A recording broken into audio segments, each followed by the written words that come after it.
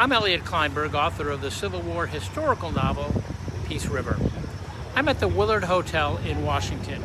As the historical marker behind me explains, in February of 1861, more than 130 delegates from 21 states gathered in a desperate attempt to stop the slide toward civil war.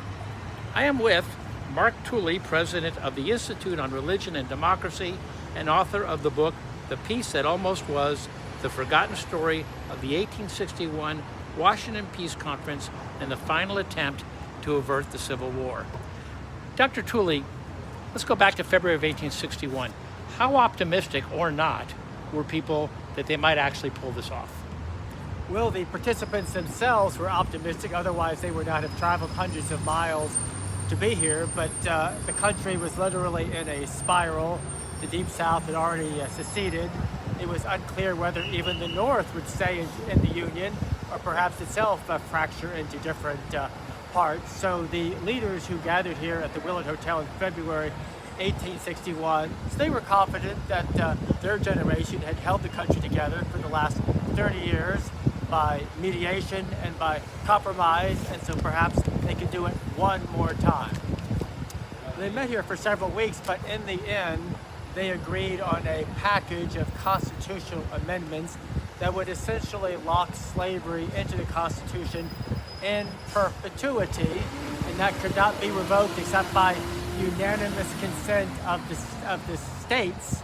And so that would have been a steep hill to climb for the new Republican Party and for abolitionists and others who believe that slavery was an intrinsic threat to the Republic. The people who proposed that, were they maybe hoping that slavery would die off by itself? Perhaps, but they were not saying that. The crisis was such they were focused exclusively on keeping the Union together, or at least what was left of it, and in preventing civil war, which they here at this hotel said could lead to rivers of blood. Well, it was called the Old Gentlemen's Convention because it was a lot of old men who had been in power over the last 30 years. They were led here by former President John Tyler, who had been out of power for 16 years. He was over 70 years of age, which would be like 85 in today's years. And there were other former congressmen, former senators, former governors, former judges who were here of that generation.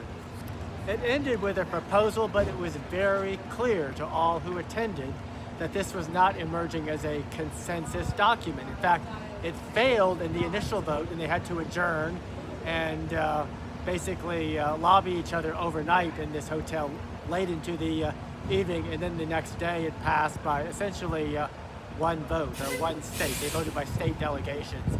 So John Tyler himself, this conference was his idea, but he left town immediately, and a few days later he's standing on the steps of a Richmond, Virginia hotel saying this union is over. And it was. Yes. Dr. Tooley, thank you so much for your time. Thank you for your interest.